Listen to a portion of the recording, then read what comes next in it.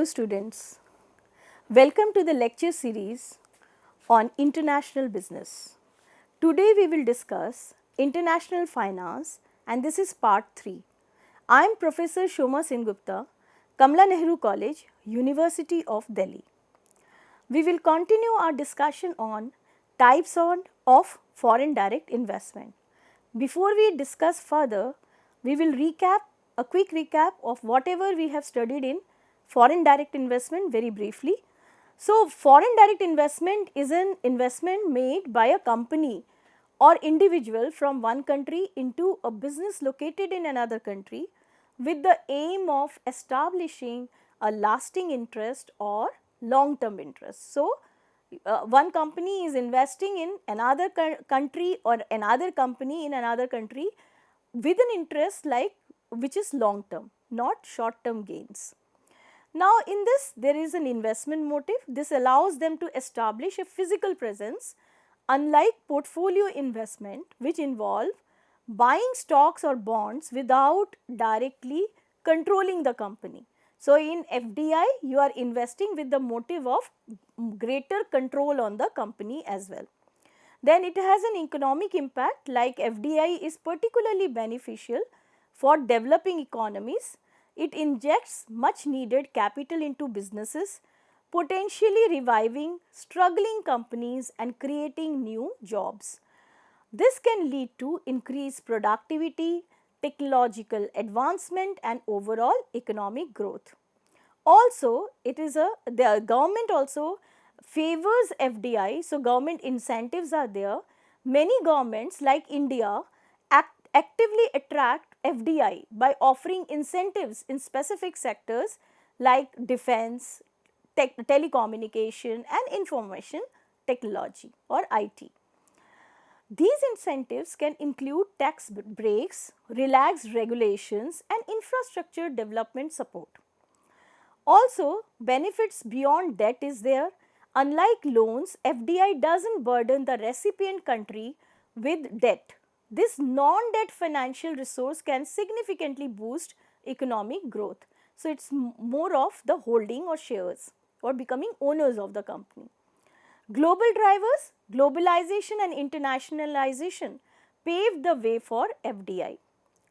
Additionally, foreign companies may invest to gain control over foreign operations and establish a brand presence in new markets, foster competition and break up monopolies, benefiting local consumers with wider choices and potentially lower prices, mitigate risks associated with economic downturns in their home countries by diversifying their operations and income streams. So, FDIs are important for the growth of any country, especially the developing and underdeveloped country. We will continue with our discussion on types of foreign direct investment. In our previous class, we have discussed about we have discussed about greenfield investment and brownfield investment. These are the two major methods of entering a foreign market or doing foreign investment. So, foreign investment can either be organic, which is known as greenfield investment, or inorganic, that is brownfield investment. We have discussed this in detail in the previous lecture.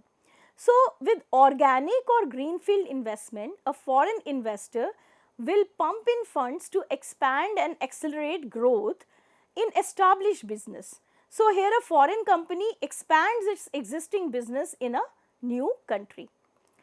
Inorganic investment, brownfield investments are instances when an investing entity buys out a business in its target country. So, they identify a target country, identify the business and they try to buy that business. So, that is brownfield investment. So, existing business is bought by the company. So, here a foreign company acquires a local business. So, we have discussed the benefits and problems or demerits of both the forms of entering foreign market, that is foreign investment market, that is through brownfield and greenfield investment. There are other very popular types of foreign direct investment which are horizontal FDI, vertical FDI, conglomerate FDI and platform FDI. So, we will discuss each one of them one by one, beginning with the horizontal FDI. This is a common type, most common type of FDI, and it revolves primarily around investing funds in a foreign company belonging to the same industry as that owned or operated by the FDI investor. So, as the name suggests, you will be acquiring another company in foreign land which is in the similar type of business as you are doing. So, if you are into say petrochemicals, so you will buy another company in foreign country which is dealing in petrochemicals. Horizontal foreign direct investment occurs when a company invests in the foreign country to operate in the same industry as its home country operations, effectively replicating its business model in a new market. The strategy can be executed by establishing new branches or subsidiaries or through mergers and acquisitions, which is popularly known as M&A. The primary goal are typically to increase market share, access new customers, reduce production cost and bypass trade barriers. So, this is horizontal FDI. Here a company invests in another company located in a different country. So, this is one condition wherein both the companies are producing similar goods. So, this is the second condition. For example, the Spain based company you must be aware of, Zara. It may invest in or purchase the Indian company Fab India, which is a very popular brand, and more or less Zara and Fab India, they are offering the same kind of products. Now, Zara can acquire Fab India, which also produces similar products as Zara does. So, it will be a case of horizontal FDI. Now, it is not happening, it is a hypothetical example. Since both the companies belong to the same industry or merchandise and apparel merchandise and apparel, the FDI is classified as horizontal FDI. Now, there are certain characteristics of horizontal FDI. So, we will discuss them one by one. Industry replication, because you are entering into similar kind of business or same sector. So, foreign investment is in the same sector as the company's domestic business. For example, a European clothing brand investing in an Asian clothing company, as we have discussed in the combination of Zara and Fab India. Then McDonald's opening restaurants in Japan. So, all these are cases of horizontal FDI. Another characteristic is expansion and market access. Companies use horizontal FDI to expand their global presence and gain access to new customer bases in different countries. Cost reduction. So, obviously, when you are investing in a foreign market, sometimes lower production or transportation cost may be there compared to exporting goods from the home country. So, rather than shipping finished goods from the home country to the and to another country, you can open your operations there. This will reduce your production and transportation cost. Method of investment. So, there are different methods available for horizontal FDI also. So, greenfield investment is one of them, that is setting up a new wholly owned subsidiary or branch. Then another method can be, different methods are there, mergers and acquisition, buying or merging with an existing foreign company. So, buying of a existing company or merging it with it in the same industry, that is also available for horizontal FDI. And then other one is joint ventures. So, forming a partnership with foreign company, that is joint ventures. Then another, there are certain drivers why companies are going for horizontal FDI. So, let us discuss the common drivers for horizontal FDI. One is market saturation. So, the domestic market might be saturated. So, a company may see growth in a foreign market if its home market is saturated. So, it is quite common. So, if there is too much of competition and too few people or less people or customers are there, then you may think of adding another country. Trade barriers. Investing in a foreign country can help a company avoid tariffs or other trade barriers that would apply to imported goods. So, if you are sending goods from your home country to another country, so you will face the trade barriers. But if you are operating there and producing there in the foreign country, then these trade barriers will not be there. Then attractive investment policies. A foreign country may offer incentives or a favorable regulatory environment that encourages investment. Then another driver may be competition. So, to compete with other companies that are expanding internationally, a company may pursue horizontal FDI to maintain its market position. The second type of FDI that we are going to discuss today is vertical FDI. Now, vertical FDI occurs when an investment is made within a typical supply chain in a company which may or may not necessarily belong to the same industry. Now, you must have studied this type of investments whereby you are either doing a backward integration or forward integration. That means either you are investing in your supplier company or you are investing in your buyer company. So, both are vertical FDI. So, vertical FDI is when a company invests in a foreign business that operates at a different stage of its supply chain, either upstream to acquire a supplier or downstream to acquire a distributor. There is if we compare horizontal and vertical FDI, there is a little bit of difference. Like as we said, the type of investment is distinct from horizontal FDI, which involves replicating the same business or operations abroad. But when we talk about vertical FDI, it is used to gain greater control over the entire supply chain, lower production cost and increasing efficiency. So, as such, when vertical FDI happens, a business invests in an overseas firm which may supply or sell products. So, both the things are there. Backward, if we vertical FDI will be when you are investing in supplier. So, supply situation will be better. And forward is when you are investing in your buyer company. So, the selling of the product becomes easier. Vertical FDIs, that is why, are further categorized as backward vertical integration and forward vertical integration. So, if we discuss the types of vertical integration, vertical FDI, then the first one is backward vertical integration, where we said that a company invests in a foreign business further up the supply chain, such as manufacturer acquiring a foreign supplier for raw materials or components. So, this is backward because it is the supplier comes much before production happens.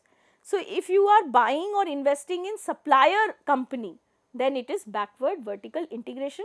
This will ensure control over your supplies and there will be good quality supplies, timely orders will be executed. So, that is why they go for backward vertical integration. For instance, the Swiss coffee producer Nescafe may invest in coffee plantations in countries such as Brazil, Colombia, Vietnam. So, suppose it buys its own plantation in one of these countries, then it will ensure regular supply of coffee beans for the for Nescafe. So, that will be beneficial for them. They will have full control over the supply chain. Since the investing firm purchases a supplier in the supply chain, this type of FDI is known as backward vertical integration. Coming to the next one, that is forward vertical integration. So, a company invests in a foreign business located closer to the end consumer such as a supplier acquiring a foreign distributor or retailer. So, this is forward vertical integration. Forward vertical integration is said to occur when a company invest in another foreign company which is ranked higher in the supply chain. For instance, a coffee company in India may wish to invest in French grocery brand. So, it will be easier for them to sell their manufactured product. Another example may be a fast food chain investing in a foreign meat processing plant to control its supply of meat. These are examples both forward and backward. First one is forward and second one is backward. Then supply chain control. It gives a company more control over its inputs, distribution and overall production process. So, this is another purpose, one of the purpose, supply chain control is the purpose. Another is cost efficiency. It can lower costs by outsourcing different production stages to countries where they can be done more cheaply. So, cost advantage will be there. Another is risk management. See, you are not putting all your eggs in one basket. So, it helps to mitigate risk from relying on external supplier, such as quality issues or supply disruptions. So, this type of disruptions, two things are happening. You are having control over the whole of the supply chain and you are also diversifying your investment. Not only you are investing in production, but also investing in either on suppliers or on distribution. So, in that case you are investing in 2-3 businesses. So, you are not you are mitigating the risk and you are not putting all your eggs in one basket. Moreover, you are also gaining control. So, risk is in any case less. Then the third type is conglomerate FDI. When investments are made in two completely different companies of entirely different industries, the transaction is known as conglomerate FDI. So, two things are there, different companies of entirely different industries. So, conglomerate foreign investment is when a company invests in a foreign business in an unrelated industry to diversify its portfolio. Now, in this case, all the more there will be, you are not putting all your eggs in one basket, you are investing in different industries. The type of investment is often more challenging because the investor has no prior experience in the new market or industry, because it is a case of diversification also. So, you may be entering into a new territory, new type of business. For example, a US tech company investing in a French winery would be a conglomerate FDI. As such, the FDI is not linked directly to the investor's business. For instance, the US retailer Walmart may invest in Tata Motors, the Indian automobile manufacturer. Now, the key characteristics of conglomerate FDI are as follows. First is unrelated industries. So, the foreign business is not in the same industry as the investor's core business. Now, if you remember, in horizontal FDI, they invest in same type of businesses, but here totally unrelated businesses. Diversification is the key. The primary goal is to spread risk by entering a new unrelated market. There are challenges. It is difficult because it requires overcoming both foreign market entry barriers and the challenges of operating in a new unfamiliar industry. If we talk about example, a tech company investing in a fashion brand. So, both the things are totally unrelated. A pharmaceutical company investing in an automobile manufacturer, or a Japanese electronics company investing in a food processing company. So, you see that two businesses are totally unrelated with each other in all these examples. Now, the last form of FDI that we are discussing in this lecture is platform FDI. In the case of platform FDI, a business expands into a foreign country, but the products manufactured are exported to another, that is third country. So, you are doing business in another country, but you are not bringing back that to your country, but the it is the output is not sold in that foreign country, but it may be exported to another foreign country. So, you may be using this foreign country as a place for manufacturing and distribution. Platform foreign direct investment is when a company invests in a foreign country to produce goods or services not for the local market, but to export them to a third country. So, I believe you have understood platform FDI. So, this strategy is often driven by factors like favorable trade agreements, lower production cost or logistical advantages in the host country, making it a strategic hub for global operations. For example, a company might set up manufacturing in one country to supply a larger regional market. So, you know that you can divide the world into regions also. You can select one of the country where you are investing, and from there the goods will go to the entire region.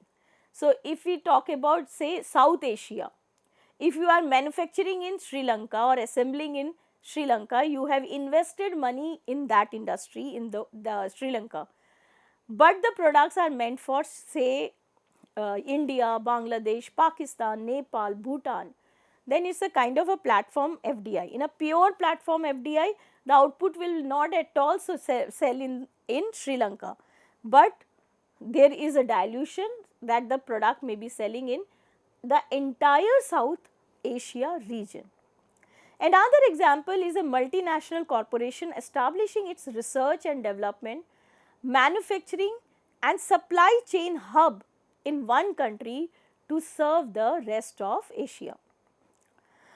One more example, the French perfume brand Chanel set up a manufacturing plant in the USA and export products to other countries in America, Asia and other parts of Europe. So, the idea behind manufacturing in a foreign land, then selling it to some other country may be that to take advantage, resource advantage or any strategic advantage of the country where you are manufacturing or the location of the country. Now, the key characteristics of platform FDI. First of all, the purpose. The purpose is to serve a third country or a wider global market from a strategic location. Motivation, often driven by access to favorable trade agreements, tax policies or lower cost in the platform country. Global hub, the host country acts as a hub for production, supply chain and distribution for other countries. Now, let us summarize the whole lecture. Here we have first talked about the methods of investing or foreign investment, so which we have discussed earlier in previous chapter. Foreign investment can be either organic, that is greenfield investment, or inorganic, that is brownfield investment. With organic and greenfield investment, a foreign investor will pump in funds to expand and accelerate growth in established businesses. Inorganic investment, brownfield investment are instances when an investing entity buys out a business in its target country. Other types of foreign direct investments include horizontal, vertical, conglomerate and platform FDI. Horizontal FDI occurs when a company invests in a foreign country to operate in the same industry as its home country. Vertical FDI is when a company invests in a foreign business that operates at different stage of its supply chain, and therefore it may be backward vertical FDI or forward vertical FDI. When investments are made in two completely different companies of entirely different industry, the transaction is known as conglomerate FDI. Now, in platform FDI, a business expands into a foreign country, but the products manufactured are exported to another third country. So, these are the 4 types of FDI. For the references, you can refer to the book by C.B. Gupta, International Business, Sumati Verma, International Business, then EPG Pathshala, notes are also there, then Chaturvedi and others, International Business, they have covered this portion well, and then Hill and Hult is another book. I believe you have understood the concept. Have a good read. Have a nice day. Thank you.